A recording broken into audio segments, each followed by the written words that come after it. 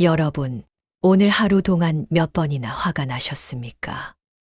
아침에 남편이 또 컵을 치우지 않아서, 점심에 자식이 전화를 안 받아서, 저녁에 이웃이 시끄럽게 해서, 작은 일에도 화가 치밀어 오르고, 그 화 때문에 하루 종일 기분이 상합니다. 화를 내고 나면 후회하지만, 또 같은 상황이 오면 또 화가 납니다. 나는 왜 이렇게 화를 잘 낼까? 나이 들수록 성질만 더 급해지는 것 같아.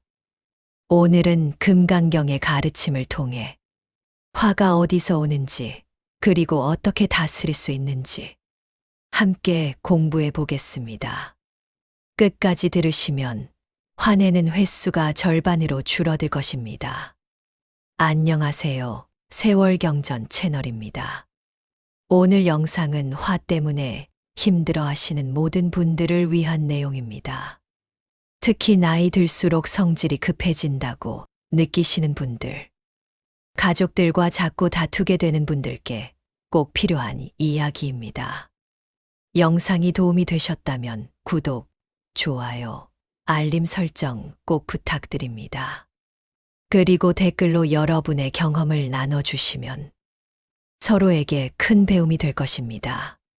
자, 그럼 시작하겠습니다. 우리는 왜 화가 날까요?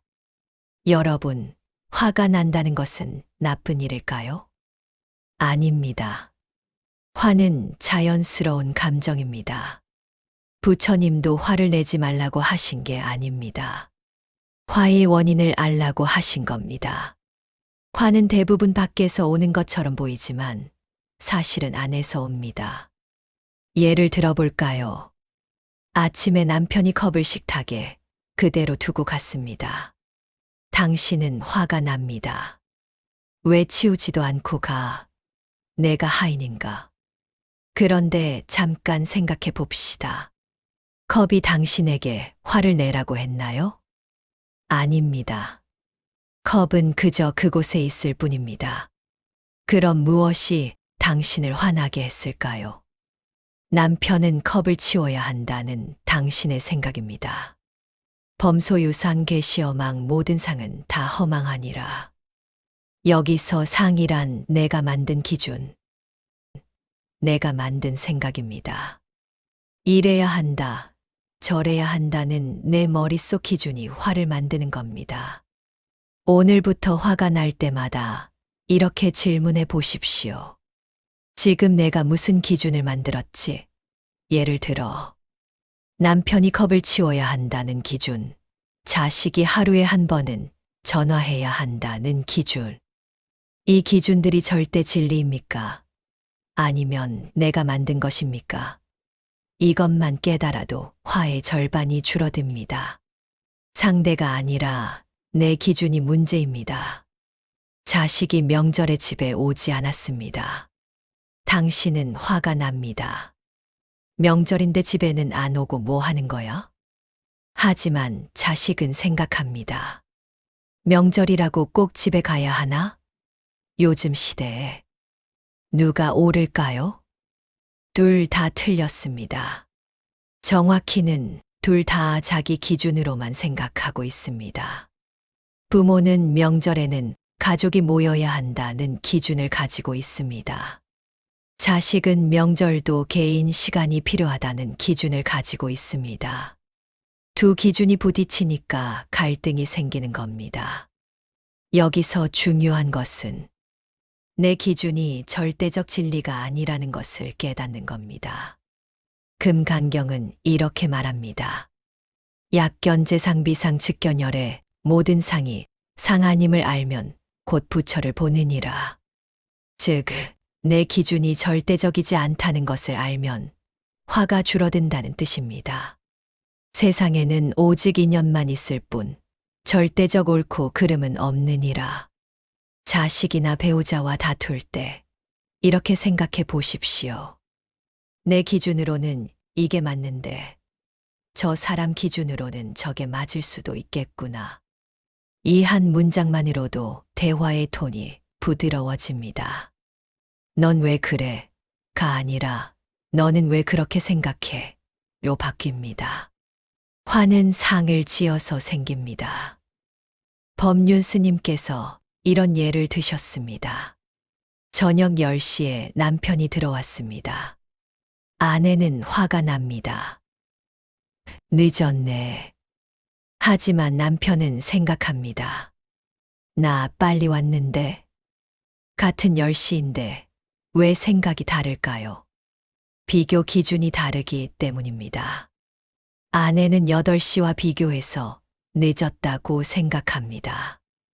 남편은 새벽 2시와 비교해서 빨리 왔다고 생각합니다. 10시라는 시간은 그 자체로는 늦지도 빠르지도 않습니다. 우리가 기준을 만들어서 늦다, 빠르다를 붙인 것입니다. 이것을 금강경에서는 상을 짓는다고 표현합니다. 큰 사람이 보면 작은 컵이요. 작은 사람이 보면 큰 컵이니라. 컵은 그저 컵일 뿐이니라. 상을 지으면 괴로움이 생깁니다. 상을 내려놓으면 평온이 옵니다. 화가 났을 때 이렇게 연습해 보십시오.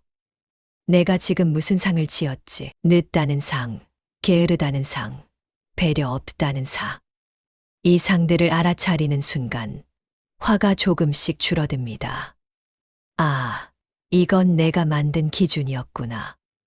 어제 남편이 당신 말을 무시했습니다. 오늘 아침 또 그 생각이 납니다. 어제 그 사람이 나한테 그렇게 말했어. 점심에도 그 생각이 납니다. 저녁에도 그 생각이 납니다. 이미 지나간 일인데 계속 붙잡고 있는 겁니다. 금강경에서는 이렇게 말합니다. 과거 신불 가득 과거의 마음은 얻을 수 없느니라. 과거는 이미 사라졌습니다. 과거를 붙잡고 있어도 과거는 바뀌지 않습니다. 하지만 우리는 자꾸 과거를 붙잡습니다. 10년 전에 자식이 나한테 그렇게 말했어. 20년 전에 남편이 나를 무시했어. 과거를 붙잡으면 현재가 괴롭습니다. 과거는 이미 죽었고 미래는 아직 태어나지 않았느니라. 오직 현재만이 살아있느니라. 과거의 화가 떠오를 때 이렇게 말해 보십시오. 그건 과거야. 지금은 아니야. 처음에는 어렵습니다. 하지만 반복하다 보면 과거가 점점 힘을 잃습니다. 과거 일기를 쓰는 것도 도움이 됩니다. 10년 전 그 일을 종이에 적고 그 종이를 찢어 버리십시오.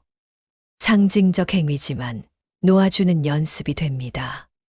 자식이 요즘 전화를 안 합니다. 그러면 우리는 이렇게 생각합니다. 나중에 나이 들면 나를 버리는 거 아닐까? 나중에 내가 아프면 돌봐주지도 않을 거야. 아직 일어나지도 않은 일을 미리 걱정하는 겁니다. 금강경에서는 이렇게 말합니다. 미래 신불 가득 미래의 마음은 얻을 수 없느니라. 미래는 아직 오지 않았습니다. 미래를 걱정해도 미래는 바뀌지 않습니다. 오히려 지금 이 순간만 괴로워집니다. 내일 걱정하는 자는 오늘을 잃느니라. 오늘에 집중하는 자는 내일도 평안하니라. 미래 걱정이 떠오를 때 이렇게 질문해 보십시오. 지금 이 순간은 괜찮은가? 대부분의 경우 지금은 괜찮습니다. 숨 쉬고 있고 살아있고 건강합니다. 미래의 걱정을 걱정 상자에 넣는 상상을 해 보십시오. 이 걱정은 나중에 생각하자. 그리고 지금 할 수 있는 작은 일에 집중하십시오. 자식을 키우느라 고생했습니다. 그런데 자식이 고마워하지 않습니다. 그러면 화가 납니다. 내가 이렇게 키워줬는데 이것도 모르나? 이것이 바로 상을 짓는 것입니다. 금강경에서 부처님은 이렇게 말씀하십니다. 무주상보시상에 머물지 않고 베풀라. 즉, 해주되 해줬다는 생각을 남기지 말라는 뜻입니다. 내가 해줬다는 생각이 남으면 자동으로 기대가 생깁니다. 내가 이렇게 해줬으니 저 사람도 나한테 뭔가 해줘야지. 그런데 기대가 채워지지 않으면 화가 납니다. 보시하되 보답을 바라면 그 복은 유한하니라. 보시하되 보답을 바라지 않으면 그 복은 무량하니라. 법륜 스님께서는 이렇게 비유하십니다. 산에 가서 샘물을 한 바가지 떠서 마셨을 때 자연이 나한테 도와줬다고 생각하나요? 아니죠. 그냥 마셨다고 생각하죠. 마찬가지로 자식을 돌보는 것도 그렇게 하는 겁니다. 그냥 했다. 이렇게 끝내는 겁니다. 내가 해줬다는 생각을 남기지 않으면 기대가 없고, 기대가 없으면 실망이 없습니다. 오늘부터 이렇게 연습해 보십시오. 밥을 차렸으면 그냥 밥을 차렸다. 빨래를 했으면 그냥 빨래를 했다. 돈을 줬으면 그냥 줬다. 내가 해줬다는 생각을 의식적으로 지우는 겁니다. 처음엔 어색하지만 연습하다 보면 마음이 정말 가벼워집니다. 화가 났을 때 가장 먼저 할 일은 화를 알아차리는 것입니다. 아, 지금 내가 화가 났구나. 이것만으로도 큰 변화가 일어납니다.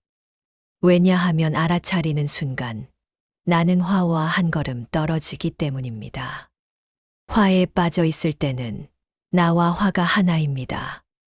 하지만 화가 났구나라고 알아차리는 순간 나는 관찰자가 되고 화는 관찰 대상이 됩니다. 알아차림이 곧 해탈이니라. 화를 알아차리는 자는 이미 화로부터 자유로워지기 시작한 자니라. 화가 났을 때 이렇게 말해 보십시오. 아, 지금 내 안에 화가 있구나. 화야, 내가 왔구나. 이상하게 들리지만 효과가 큽니다. 화를 3인칭으로 보는 연습을 하십시오. 나는 화가 났다가 아니라 내 안에 화라는 감정이 일어났다로 표현하십시오. 이것만으로도 화의 강도가 줄어듭니다.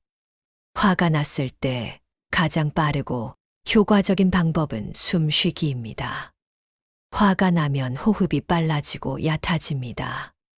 심장이 빨리 뛰고 몸이 긴장합니다. 이때 의식적으로 깊게 숨을 쉬면 몸이 진정됩니다. 몸이 진정되면 마음도 진정됩니다. 방법은 간단합니다. 눈을 감습니다. 코로 천천히 숨을 들이마십니다. 잠깐 멈춥니다. 입으로 천천히 숨을 내쉽니다. 이것을 3번 반복합니다.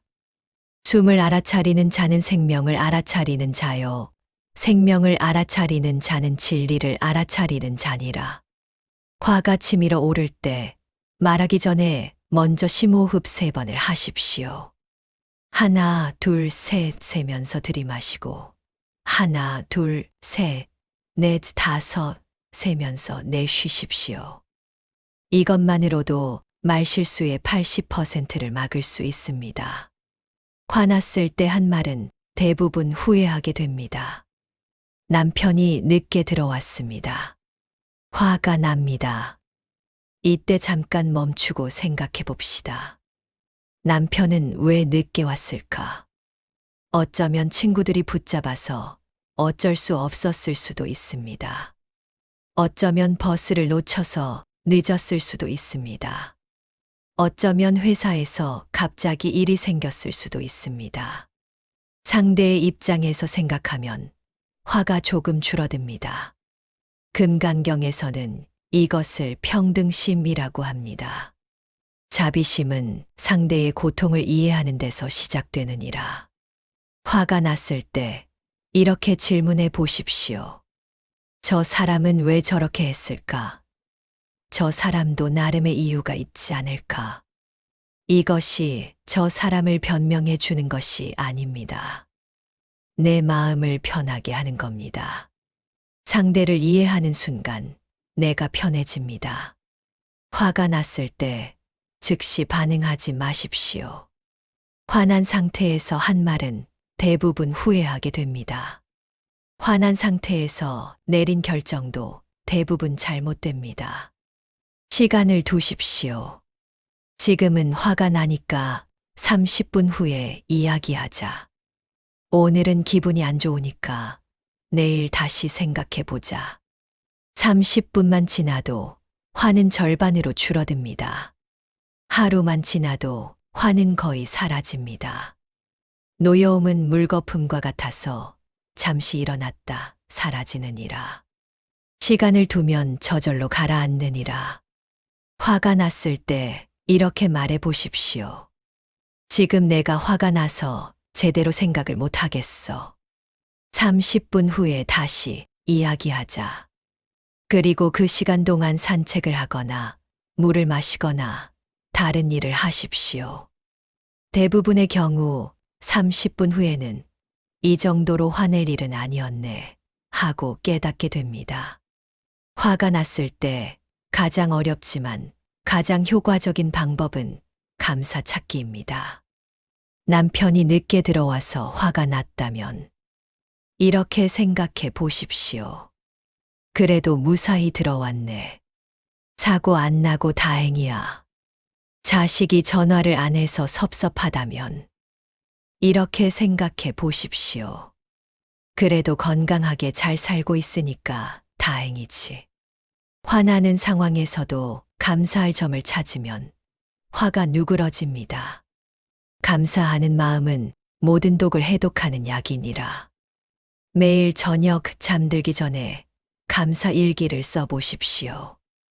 오늘 감사한 일 3가지를 적는 겁니다. 처음에는 어렵습니다. 하지만 계속하다 보면 화나는 상황에서도 감사를 찾는 눈이 생깁니다. 이것이 바로 관점의 전환입니다. 아침에 눈 뜨면 침대에서 일어나기 전에 이렇게 다짐해 보십시오. 오늘 하루 화를 내지 않겠다가 아니라 화가 나면 알아차리겠다. 완벽하게 화를 안 낼 수는 없습니다.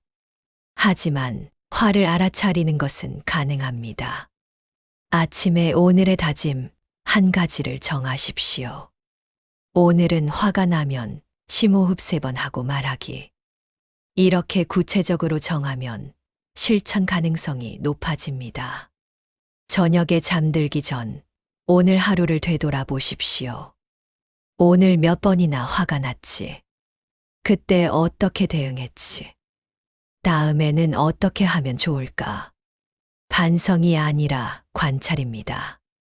자책하지 마십시오. 그저 관찰만 하십시오.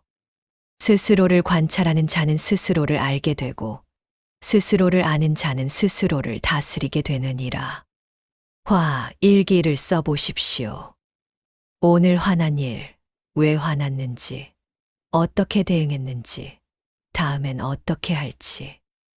일주일만 써도 패턴이 보입니다.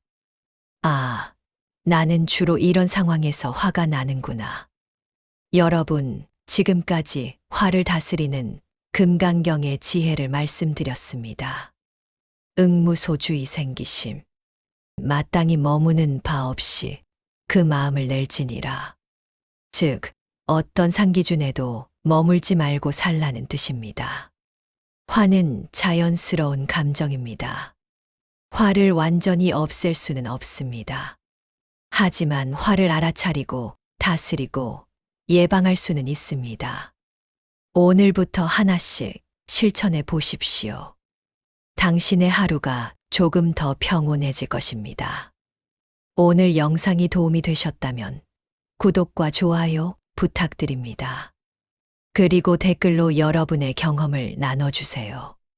저는 이렇게 화를 다스렸어요. 이 방법이 도움이 됐어요. 어떤 이야기든 환영합니다. 알림 설정도 꼭 눌러주세요. 다음 영상에서는 걱정을 내려놓는 금강경의 지혜를 준비하겠습니다. 오늘도 끝까지 시청해 주셔서 감사합니다. 여러분 모두 평안하시길 기도합니다. 평화는 멀리 있지 않느니라. 화를 내려놓는 순간 평화가 찾아오느니라. 감사합니다.